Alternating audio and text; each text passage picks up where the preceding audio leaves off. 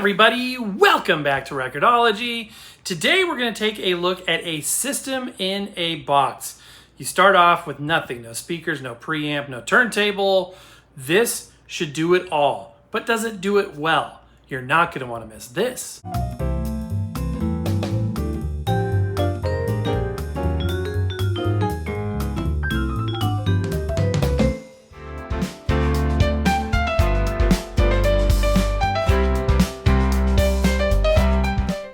Back in the illustrious Record-ology studios because we have another record player. That's right, our bread and butter here at Record-ology, entry-level record players. This is the Qlearsoul system in a box. Everything you need to get started today playing records. So how does it stack up? Let's tear it open and find out. The box is absolutely massive and beautiful. I like the gold and black. 24-month warranty. This is the 1S, and it is, like I said, a system in a box, but it's supposedly done really well with quality components and a quality speaker system. So I'm excited to see it and, more importantly, hear it. Think along the lines of Stackstone. I think that's kind of where that kind of territory we're about to go into. Okay, looking inside. Here's our quick start guide. All right. Multiple colors. I like it. And then the whole unit is sandwiched in between these foam blocks. Let's get it out of the box. Okay, it's pretty hefty. It's got a typical packaging where this is underneath all of this. Let's go ahead and get it out of the foam and see what we're dealing with. These all-in-one units are better than they've ever been. So I'm hoping and expecting the best. It smells like all new materials in terms of fabric smells. Kind of smells like a new couch and a new car. Here's the dust cover. It is tinted slightly, sort of a gray tint with the branding on there, rubber stops. I'm going to be very careful here that we don't snag the tone arm. I love the color of this. This is the color that I like to see on equipment. I'm thinking about that dog poop brown one we looked at recently. That's probably my least favorite color combo, dog poop brown. And then this would be my favorite, sort of a dark or black with a gray fabric. I love that look. I know that's sort of like the trendy look right now for a lot of people, gray everything, but it's just a timeless look. I think it's really cool. Like I said, it's got good heft to it. First thing I'm noticing is, unlike the Stackstone, the plinth does not seem to be shock mounted separate from the speaker unit. We've got the gray fabric speaker grill here, lightly inset. You can kind of feel where the speaker recess is there. I would like a rigid something to kind of hold the form of that fabric.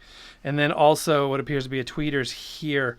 And like I've said before, you want your like your tweeters or your drivers for the high frequencies to be the further apart ones, because those are the ones that create the stereo image.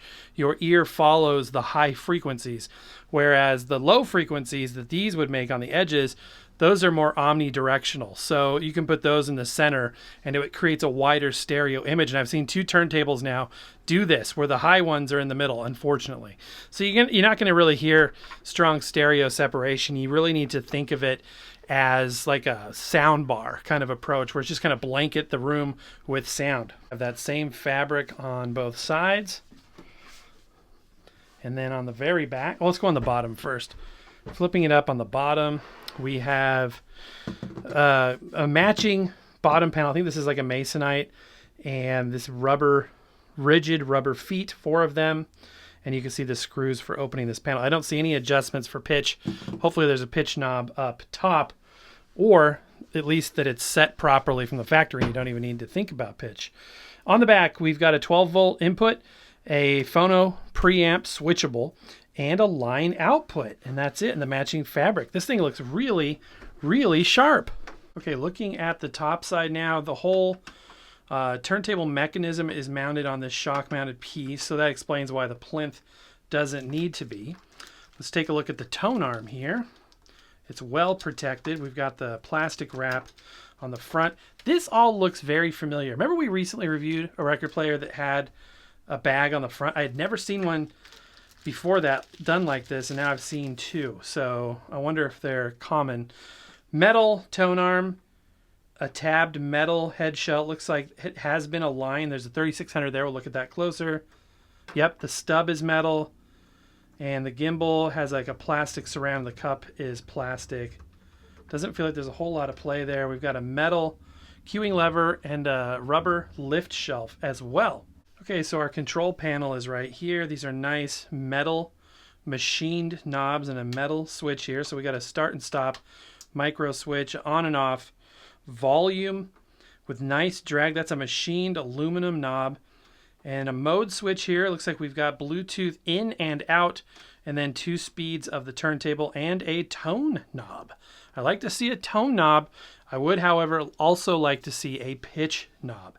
So hopefully, fingers crossed, hopefully this thing is just calibrated perfectly and we don't even need to think about adjusting it. Our cartridge is an Audio-Technica 3600L with a carbon fiber cantilever, a diamond stylus, and nice insulated tone arm wires behind. I like to see that. It is adjustable.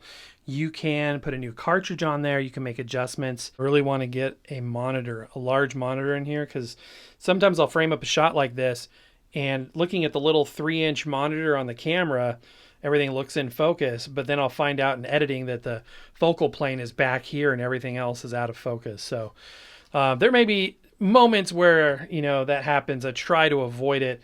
All right, so our platter is a cast aluminum platter, like we've seen so many times. This is great, though. This is like the 3600. It's like a baseline, good quality product. So we're glad to see that. Belt driven, obviously, so the belt is on the sub platter.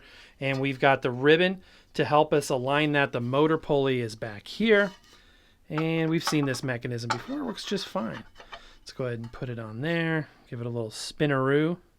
I don't see a whole lot of platter wobble. And then the platter mat's cool. It's felt, but it's got this metallic screen print, I think, on here with the Qlearsoul logo, which I think is cool. You can obviously put it face down or put any platter mat you want on there. I will caution you, that's not quite a full-size platter. The record will protrude just a hair, and that's actually a good thing. It makes it really nice to grip a record on and off of this. Also of note that the platter has an inset area in the middle, so it's perfectly fits with this mat. And even if there is a little bit of ridge on the edge, all that does is serve to create a recess for the label to protrude if you have records with protruding labels. So don't worry about that. That's actually a good design. No problems there. But I need to get this belt on and get the counterbalance, which I haven't even come across the counterbalance. It's probably back in the styrofoam. This is a 101 moment mistake that often people make. I've made this too. Don't throw away your packing until you get all your parts. And oftentimes the counterbalance is hiding in the styrofoam.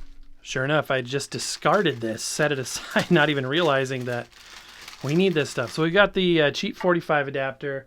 Don't forget that we offer custom 3D printed 45 adapters in a variety of colors and styles, and 2-inch Seeburg adapters if you want to rock the department store music, as I sometimes do.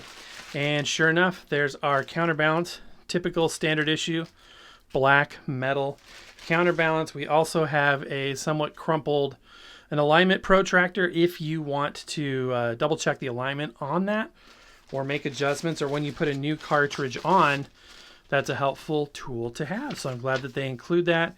Here's our little instruction booklet. This must be like a consumer rights document, the rights of a record player holder, and then the instructions, all that good stuff. Okay, let's get it all fired up, put the dust cover on. Okay, let's lower the dust cover now. That looks really snazzy. That looks really sharp. I like the look of it. Timeless design. The color obviously will go with anything.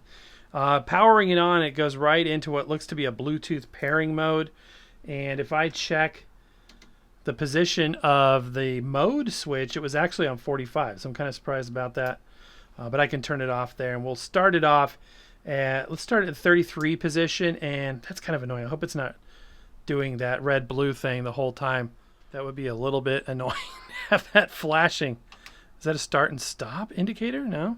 I mean, it works to start and stop it, but the light doesn't change. This is a little bit worrisome. They have you plugging the power jack into the aux input. Definitely don't do that. That arrow should be pointing to the power receptacle. And I saw something else in here that was kind of interesting. And on the back here, this is kind of weird too. For the counterbalance, they've got a preset position, like a detemp position. It actually says, pay no attention to the dial value. I manually set mine, but we're going for around 3.5 grams. That should do the trick. Let's check the speed and anti-skate. Okay, this is a strobe warning. Strobe warning. We're starting at 45 RPM, so right in the middle there. It's marching a hair to the left, but that's just a touch fast with the friction of the needle on the record and the belt stretching over time. That'll probably settle into just perfect. Going to the bottom band now, 33 RPM. That's perfect. That's exactly the way I want it. Just a hair fast. Just a hair fast. An inaudible amount of speed fastness in the good side of things. I would rather it be a hair fast 10 times over than be that much slow. Okay, there was no adjustable anti-skate. It makes me think that it probably doesn't have an anti-skate applied, because if you can replace the cartridge, which we already documented you can, it's designed to do that. It's got the counterbalance that can be adjusted, etc. And you don't see an adjustment here, that kind of tells me it's not, because if it's pre-factory set, that's usually only in the case of a fixed cartridge, but you wouldn't want to have a fixed value for anti-skate when the cartridge is removable. So let's go ahead and place a random object. I just happened to grab that, so you can tell that this thing is indeed spinning. And we're going to go ahead and drop our stylus. Let's start right here. It should pull inward from this position, but not that far in. Okay, yeah, there's no anti-skate. Should stay neutral here, and it's pulling in. And it should stay neutral here, and it's pulling in. So yeah, there is no anti-skate.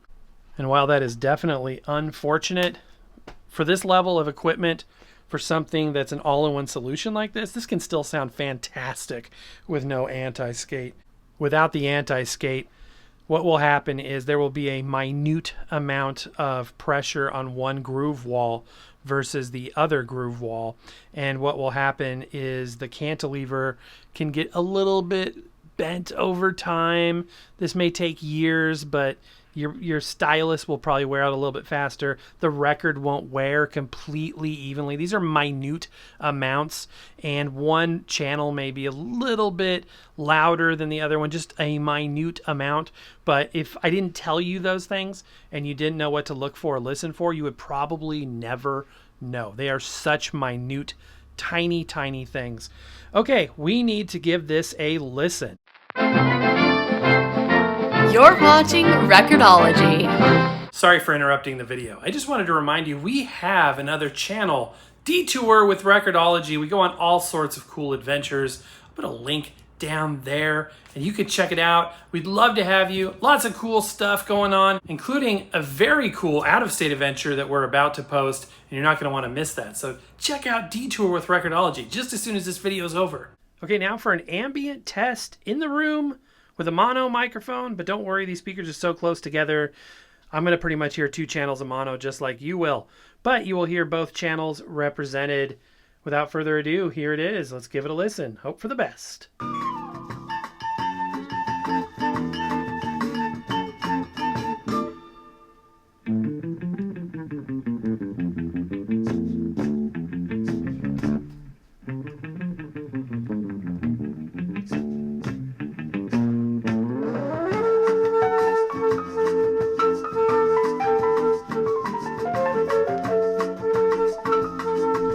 Dang it. It sounds crunchy, it sounds distorted, and I'm thinking this has the same preamp issue that we had in that other unit not too long ago.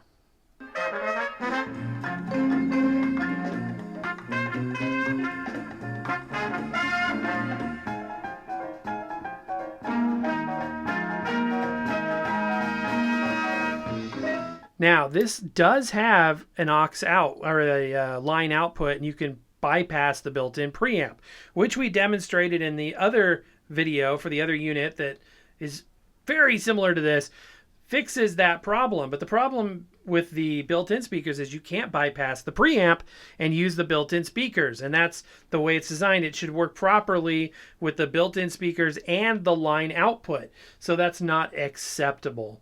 And so let's go ahead and do something here. I want to connect the outbound Bluetooth to a Bluetooth speaker. I predict it will still sound poor because it's still using that preamp. Okay, that flashing light is a Bluetooth pairing light, but I haven't quite figured out why it's still on when it's in non-Bluetooth mode sometimes. It's kind of odd. Anyway, it went kind of a magenta once it connected. We'll be using this little M90 Mini here as a Bluetooth speaker. So this is now transmitting Bluetooth to this, but it's going to be using that same preamp. So I'm going to turn the volume down and spin it up, and we'll probably hear that same distortion.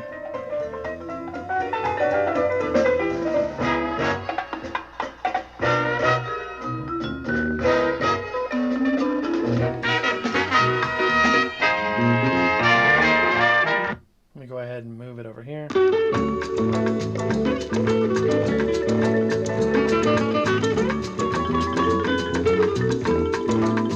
Sounds decent on the lower frequencies.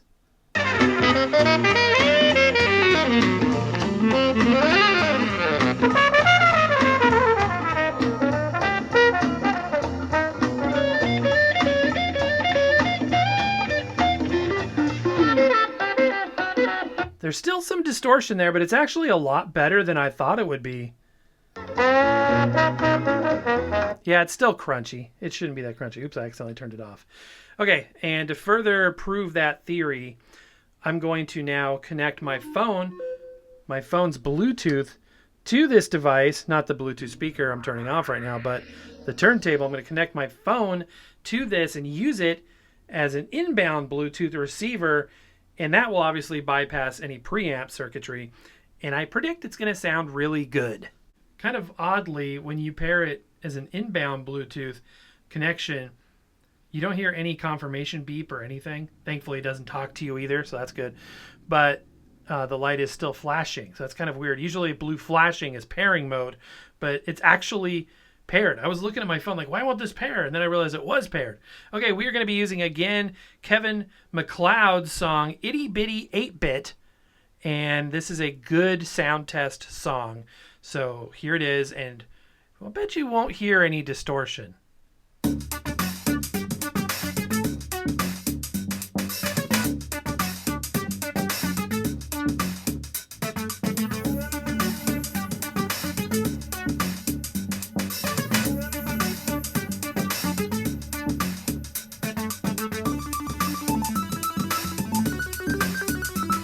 Okay, I've had it playing for a while and it's getting better. I think it's burning in. Listen, it's clearing up a lot.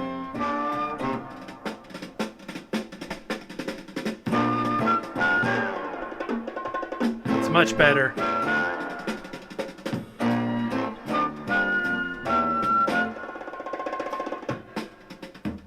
Mind if I say you're cute? I don't believe that we've met. In every way you're cute. The name I did not get. Those big blue eyes But in your case, that turned up nose, a classic face. that cool and carefree pose. Yeah, that's a lot better. That's a lot better. So I think with time, I looked at the reviews. Nobody said they had a problem with the sound quality. So I'm thinking it just needs more burn-in time. So, you know, I've said that before too. We always put things to the test right out of the box. Ideally, they should work fine that way. But speakers especially need burn-in time. So these speakers may just need to loosen up. And I don't know. But they sounded good on Bluetooth. So that theory's out the window. I'm not really sure. All I know is it's getting better the more I listen to it. Let's try a 45. It's not sounding as good as I would want it to. 45, probably because of the inner groove distortion, a tighter groove at that close to the spindle probably accentuates it. But I am going to say that this may clear up with more time. However, as it stands right this second, it doesn't sound nearly as good as it should. So for $239, this thing should sound as good as it looks. It is so beautiful. As you can see, I love the fabric, the color, everything, even the tint on the dust cover. The build quality is fine. I like the metal machine knobs, but that preamp is just substandard. They need to up their game on the Preamp, which is a bummer. It's got the potential to be just such a cool unit, but as it stands right now, I can't say that yet. All right, my friends, and that's going to do it. I hope you enjoyed this show. If you did, please consider a thumbs up, a like, a subscribe, all that good stuff. I guess a thumbs up and a like are the same thing. But anyway, and mostly, just thank you for being there. Don't forget our merchandise. Don't forget our membership program. Don't forget the over 1,600 shows we have out there, and many more coming your way very soon. But my friends, that's going to do it for today. So happy record hunting, and we'll see you next time.